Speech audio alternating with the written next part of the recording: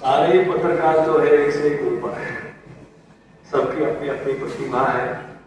यहाँ दर्द बता रहे थे कि अखबार से पहले खबर छप जाती है, पतन शर्मा जी ये मनमोहन जी कहते हैं कि आज ही पढ़ लो, आज की खबरें आज। तो ये बदलते युग के साथ तालमेल एक महत्वपूर्ण बात है। दुनिया में सूचनाओं का महत्व कभी समाप्त नहीं होता, लेकिन सूचनाएं कैसी हो ये भी महत्वपूर्ण है। किसी भी स्थिति में सूचनाएं हमेशा उम्मीद से भरी नहीं होनी चाहिए। जैसे सूर्य, संगीत जैसे सूर्य निकल के दिन करता है, ऐसे मनुष्य के लिए दिन सूचनाओं से होता है और पॉजिटिव सूचनाओं से होता है। इसलिए हमेशा लिखते समय ये जरूर ध्यान रखा जाए कि आखिर हम जो कुछ भी लिख रहे हैं उसका मुख्य मकसद आखिरकार पॉजिटिविटी है। बुराई भी लिख रहे हैं तो इसलिए लिख रहे हैं कि बुराई मिटे है। अपराध भी लिख रहे हैं तो इसलिए लिख रहे हैं कि अपराध मिटे। मुख्य मकसद है अस्तो मां सद्गमय तमसो मां ज्योतिर्गमय मर्त्युमा अमृतगमय। हम बेहतरी की ओर चले, ये मुख्य मकसद है। आज ही सुबह मैंने एक पत्रकार साथी को फोन किया जयपुर में, मैंने कहा तुमने खबर क्यों डाली? बोला और कईयों ने डाल रखी थी। मैंने कहा नहीं डालनी चाहिए। खबर क्या थी कि अमेरिका के किसी विदेश मंत्री का कोट डाल रखा था कि भारत 1 महीने के लिए रूस से तेल ले सकता है।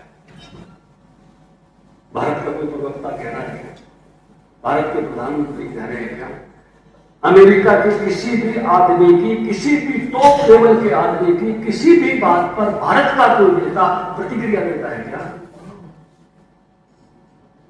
जब नहीं देता तो हम उनकी बात क्यों छापे? हमारी संप्रभुता, कोई मजाक में भी हमारी संप्रभुता के बारे में कुछ कहेगा तो किसी भी कीमत पर हम उसको बर्दाश्त नहीं करेंगे, प्रमोट नहीं। किसी की मंशा हो सकती है लेकिन भारत की मंशा नहीं है कि हमारी संप्रभुता के साथ कोई छेड़छाड़ करे। इस मंशा को समझना चाहिए और इस मंशा का आदर करना चाहिए प्रत्येक भारतीय को। 5-4 दिन पहले मैंने एक समाचार ग्रुप में देखा, चौधरी वीरेंद्र सिंह के छोरे ने एक वोट डाल दी, हमारे पार्टी के पूर्व सांसद, कि मोदी जी ने इजराइल में को फादरलैंड कह दिया और भारत को मदरलैंड है। तुरंत मैंने वो एक पत्रकारों को फोन किए, ये जो बात कह रहा है ये आधा टुकड़ा कह रहा है। 85,000 यहूदी भारत से जाकर इजराइल के नागरिक बने हैं। इन्होंने कोट किया, उनको कोट करते हुए कहा कि तुम्हारे लिए भारत मदरलैंड है तो इजराइल फादरलैंड है। तुम भारत से जुड़ के रहो क्योंकि 48 में इजराइल बना है और उसके बाद के वर्षों में तुम वहां से यहां आए हो। बहुत बड़ा भारतीय समाज है इजराइल जो हमारे देश में से गए हैं वहां पर। इसलिए तथ्यों को कोई आधे अधूरे तथ्य चला रहा है तो समाचार पत्रों का दायित्व है तथ्य को पूरा करना। मैं एक फौजी का इंटरव्यू देख रहा था, वो राहुल गांधी पर बात कर रहा था। राहुल गांधी ने कहा कि ऑपरेशन सिंदूर में 2 जहाज हुए। ये रिटायर्ड फौजी है, वर्तमान फौजी नहीं है। जो रिटायर्ड फौजी मीडिया में आते हैं उनमें से है। वो बड़े गुस्से में कह रहा है चल मान लिया, गिर गए। क्या कहना चाहता है? क्या कहना चाहता है? बड़े गुस्से में कहना क्या चाहता है? वो एक कहानी मैंने अपनी घरवाली को सुनाई थी।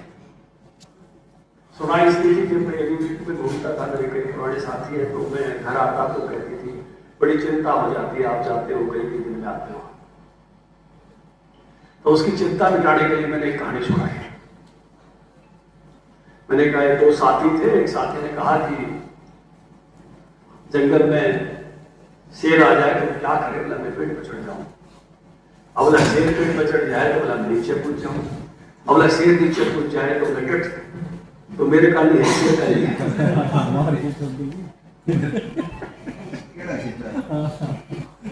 तब मैं मन ऐसे संकल्प मस्तु, मतलब ऋग्वेद में ये लिखा हुआ है, मेरा मन अच्छे संकल्प वाला हो, जो बुरा बुरा सोचता है उसके हाथ बुरा हो जाता है।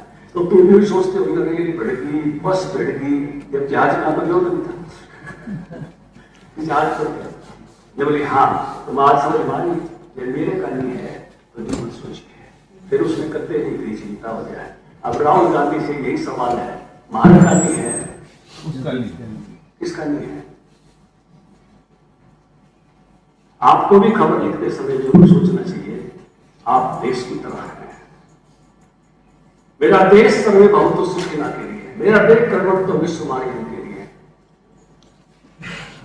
लेकिन मैं देश के लिए, मैं देश है तभी तक मैं, इसलिए मेरा कोई भी समाचार लिखते समय, क्योंकि आज ये वैश्विक काम हो गया है, ग्लोबल न्यूज हो गया है, मेरा कोई भी समाचार देश के खिलाफ ना जाए।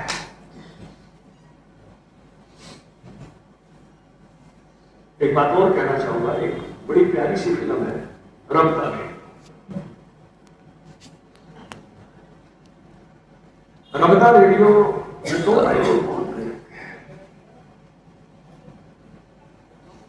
उसमें से एक तो यही है कि ये दिल जो है रब का रेडियो है, ये जो बात कहता है इसमें कहता है।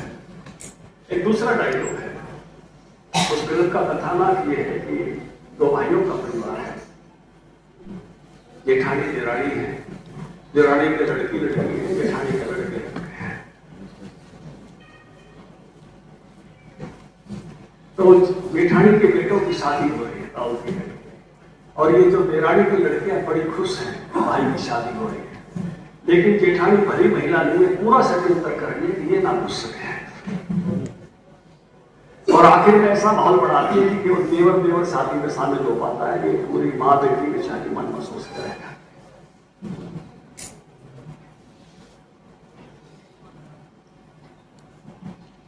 वो बहू आती है बहुत अच्छी है, वो भी अपनी लड़कों से बिल्कुल खुश है, और इसी बहू की रिश्तेदारी में उनकी जो बड़ी बेटी है देवकी, उसका रिश्ता हो जाता है, लेकिन इसकी सास पूरा जोर लगा देती है कि रिश्ता टूटना चाहिए। जो रिश्तेदार है वो अच्छा बड़ा परिवार है, जो तहसीलदार का परिवार है, तो कहता है भाई हमारी लड़की वहां है रिश्तेदारी की, वो बताएगी सही बात, उसकी मांग कहते हैं इसको पूरा प्रेशर, ये बिना बाप की बेटी है, चाचा है इसका, इसलिए ये अपने चाचा को संदेश करती है, चाचा आता है तो चाचा कहता है बेटी अपना घर बसा ले, तेरी सास बड़ी बुरी है, ये तेरा उजाड़ देगी। तो वो बेचारी दबाव आ जाती है, बिना पिता की बेटी है, चाचा ने क्या किया है, तो जब वो पूछने के लिए आते हैं तो अपने मुंह से तो नहीं कहती, लेकिन कहती है मेरी सास कहती है ये ठीक है। इसके कुछ दिन बाद इसकी मां आती है जो बिट्टो है। बिट्टो अपने हरियाणा पंजाब में पहले जाती आती रही थी, तो ये बड़ी हैरान होती है अपनी मां को देख कि मां आप बोले हाँ बेटे, कई दिन से तो मुझे दुखी दिखाई देती है, इसलिए आ गए, क्या बात है? बोले मैं दुखी हूं। क्यों दुखी है? बोले मेरी सास ने ऐसे ऐसे एक अच्छा रिश्ता ये जुड़वा दिया मेरे का, और ऐसे ऐसे ये सारी कहानी। मां ने एक बात बोले बेटी दूसरे की नाराजगी 4 दिन,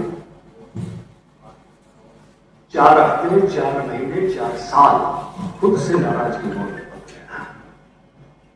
ऐसा कोई काम मत करना कि खुद की आत्मा को माफ नहीं कर पाओ।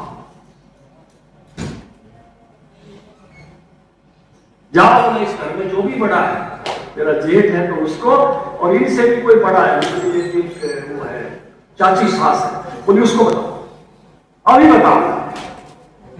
और वो चाची सास को नट लेके आती है, और उसकी जो ताई साधो वो जो उसकी सास है उसको वही जो दलाल में लेकर पूछती है कि अपने भाई की बेटी का घर तो मैं ये जरूर जिंदगी में कुछ भी काम करो, किसी भी क्षेत्र में हो, लेकिन ऐसा काम मत करना कि किसी मौके पर आपकी आत्मा आपसे ये कहे,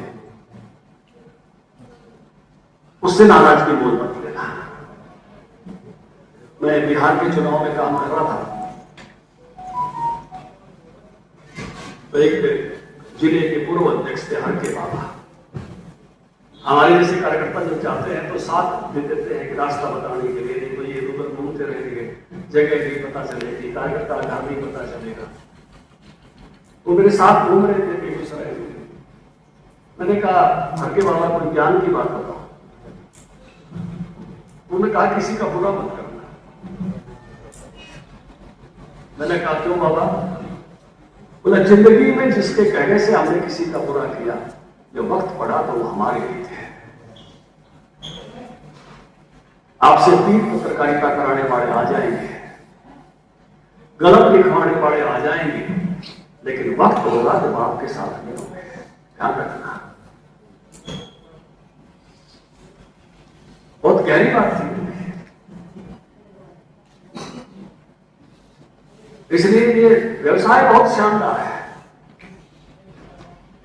ये केवल व्यवसाय नहीं है, ये सब धर्म है। जिसको गीता में सब धर्म का है। फौज में फौजी होना कोई व्यवसाय नहीं है। अस्पताल में डॉक्टर होना कोई व्यवसाय नहीं है। और इसलिए पत्रकार होना भी कोई व्यवसाय नहीं है। पॉलिटिशियन होना भी कोई व्यवसाय नहीं है। कीमत चुकानी पड़ती है, और वो कीमत जीवन तक की होती है। छोटी मोटी नहीं होती है, वो जीवन तक की होती है। लेकिन ऐसे स्वधर्म पर चलते हुए आदमी अगर प्राण भी त्यागता है तो समाज उसका आदर करता है। कोरोना में डॉक्टर मर गए, अस्पताल नहीं छोड़े। फौजी युद्ध के में बहुत समय बॉर्डर नहीं छोड़ता है। घर पर भी हो तो बॉर्डर पर जाने के लिए तैयार होता है। ऐसे ही सत्यमेव जयते के लिए, भारत माता की जय के लिए, अच्छाई की विजय के लिए पत्रकार की कलम उसके लेखन के लिए विपरीत परिस्थितियों में भी खड़ी होती है। और कितने पत्रकारों ने आजादी के आंदोलन में जो लिखा है उसकी जो कीमत चुकाई है वो मामूली नहीं थी।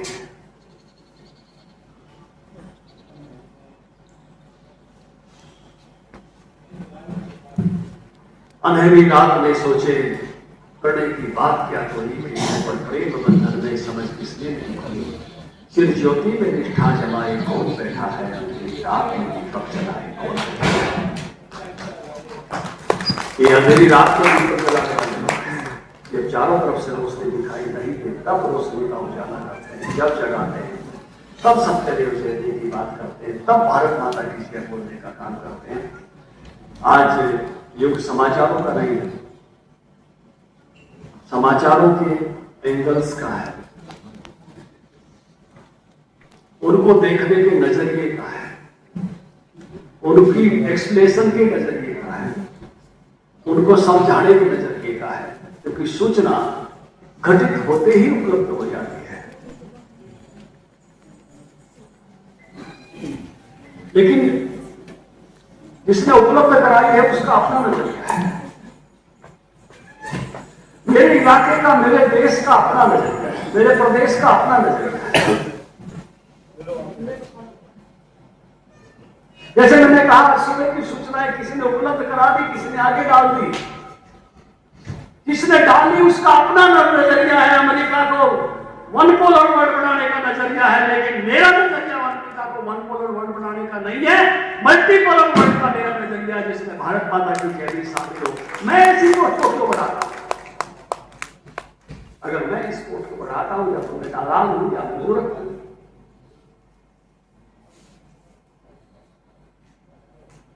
इसलिए मुझे कम से कम ध्रुव तारे की तरह मेरा सर्वधर्म क्या है? मेरा सर्वधर्म भारत माता की जय है। भारत माता की जय है तो सत्यमेव जयते है। किसी और मुल्क की जय है तो सत्यमेव जयते नहीं है। एटम बम है नागासाकी हिरोशिमा पर। दुनिया के बड़े से बड़े पाप जिनके खाते में है, ये सत्यमेव जयते दुनिया पर कब्जा नहीं करने वाला मेरा ही देश है। मेरा ही देश है जो कहता है कि सोने की लंका नहीं चाहिए। अपनी जन्मभूमि सबसे ऊपर स्वर्ग से शानदार है। दुनिया पर कब्जे नहीं किए, दुनिया पर वर्चस्व नहीं जमाया, दिल जीतने की कोशिश की। दुनिया के और बहुत सारे देश किसी और मंसूबों के साथ आगे बढ़ते हैं, भारत इस मंसूबे के साथ आगे बढ़ता है। इसलिए सत्यमेव जयते में भी कौन सा सत्य सबसे बड़ा है? भारत माता की जय सबसे बड़ा सत्य है। तब सत्यमेव जयते हैं। नहीं तो शक्ति में जयते हैं, नहीं तो लठ में जयते हैं, नहीं तो एटम बम में जयते हैं, नहीं तो तकनीक में जयते हैं। सत्य में जयते नहीं है। वैल्यूज की कदर इस देश में है, दुनिया के और मुल्कों में नहीं है, उस लेवल पर नहीं है। कुछ बताने और दिखाने की हो सकती है। इसलिए जब हम लिखे, हमारी कलम उठे, भारत माता की जय के लिए उठे, इस दायरे में खड़े होकर, इस पर खड़े होकर आप सत्य में जय कर सकते हो, सब जगह खड़े होकर नहीं कर सकते। इसलिए मैंने कहा, दुनिया में ओपेनहाइमर पागल होकर मरा है, अपने ही देश की सरकार से लड़ते हुए मरा है, जिसने एटम बम बनाया था। कि मेरे से गलती होगी, मैंने एटम बम बना दिया। शायद ओपेनहाइमर भारत का होता तो शायद पूज जाता, शायद फोटो में लग जाते महापुरुष के रूप में, लेकिन अमेरिका उसको याद नहीं करना चाहता।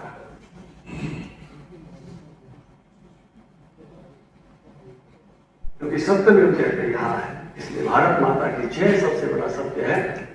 मैं चाहूंगा कि जितने भी पक्ष हैं, एक तो मैं वो कहूंगा, यहाँ संघ के संघ चालक जी बैठे हैं, धर्म और देश एक ही है, गलत फहमी में मत रहना। धर्म की सेवा देश की ही सेवा है। धर्म बटा देश बटा, पहले विभाजन हम झेल चुके हैं।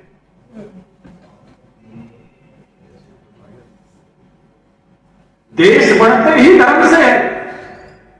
उनके आगे के टुकड़े अलग अलग कल्चर के कारण, अलग अलग राजा के कारण हुए।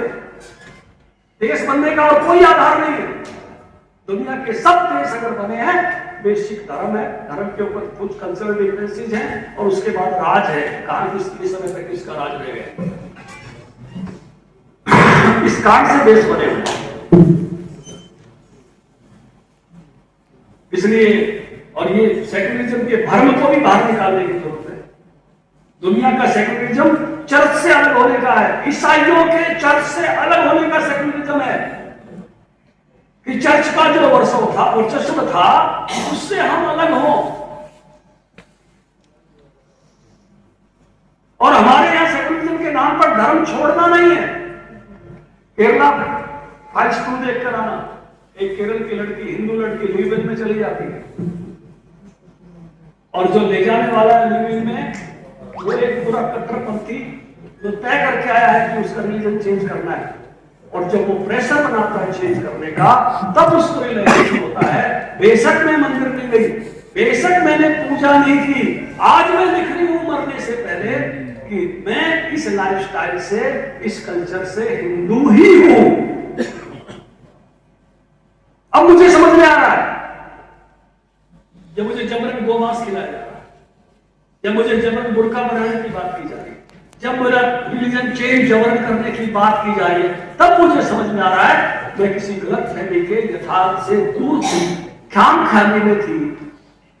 अब मुझे समझ में आ रहा है कि जिस जीवन शैली में बनी हूं, बड़ी हूं, वो हिंदुत्व की जीवन शैली है। चाहे मैं मंदिर गई, चाहे ना गई, चाहे मैंने पूजा की, चाहे नहीं की, ये समझ लो जिस जीवन शैली में हम पढ़े हैं, बड़े हैं, रहे हैं, जीवंत हैं, वो यही जीवन शैली है। अटल जी का एक इंटरव्यू जावेद अख्तर कर रहे थे, उन्हें कहा कि आरएसएस के इतने स्कूल बढ़ रहे हैं, आपका प्रभाव बढ़ रहा है, कहीं भारत का सेक्युलरिज्म तो खत्म तो नहीं हो जाएगा। अटल जी ने कहा था, सर्वधर्म संभाव हमारे जीवन में है, हमारे कारण से नहीं है, हमारे बावजूद है, ये हमारे स्वभाव में है, लेकिन औरों के स्वभाव में नहीं है। ये भी समझ लो। इसको नहीं समझे तो गलती हो जाएगी। हमारे स्वभाव में है, औरों के स्वभाव में नहीं है। क्या है? औरों के स्वभाव में नहीं। इसलिए इस स्वभाव में जीना है तो अपनी मेजोरिटी चाहिए, अपना देश चाहिए। इस स्वभाव में जीना है तो ये इस स्वभाव में आप जाकर क्या किसी और मुस्लिम कंट्री में जी सकते हो? क्या क्रिश्चियन कंट्री में जी सकते हो? रजनीश को भी अपना दाना डेरा उठा के वापिस आना पड़ा और तब आगे कहा था भारत भी दुनिया का सबसे महान देश है जो अनेक प्रकार के विचारों को की आजादी देता है। तुम किसी भी रास्ते से आओ, तुम मेरे तक आते हो, कोई किताब अंतिम नहीं है, शरह रहती नरह रहती लेती लेती और आगे। लेकिन ये भारत ही कहता है और कोई नहीं कहता है। कोई कहता है कुरान ही अंतिम है, कोई कहता है बाइबल ही अंतिम है, इससे आगे कोई विचार नहीं है, उससे आगे कोई पैगंबर नहीं है। यहाँ कहते हैं इतने अवतार तो हो गए और भी होंगे। यहाँ कहता है कि हर किसी को अवतार देने का अधिकार है। यहाँ बनारस जैसा धर्म क्षेत्र कहता है हर मोदी घर घर मोदी नारा गलत नहीं है, क्योंकि मोदी की आत्मा में भी शिव है, इसलिए ये नारा गलत नहीं है। ये विद्वान 48 घंटे की चर्चा के बाद कहते हैं ये भारत का खुलापन है। क्या कोई और मुल्क कह सकता है? सब में शिव है, सब में ईश्वर है, प्रत्येक की आत्मा में उतना ही है जो स्वीकृति यहां पर है, बाकी दुनिया में कहीं नहीं है। इसलिए ये बना रहे भारत माता की जय करने का, इस जीवन शैली में जीने का, इसी वातावरण में हमको आगे बढ़ने का जो हमारे ऋषियों ने हजारों वर्षों से हमको दिया वो हमको मिला रहे, इसका दायित्व पत्रकारों पर भी है। मैं पुनः आज के सफल कार्यक्रम की बधाई देता हूँ। आपने कई वो नाम छापे हैं जिन्होंने आपको पराजित किया है, कुछ कसर रह जाए तो राठी से मुझे बता देना, मैं भी अच्छा मांगता हूँ। कुछ लोगों से मांग के आपकी मदद कर दूंगा। मुझे आमंत्रित किया, आपका बहुत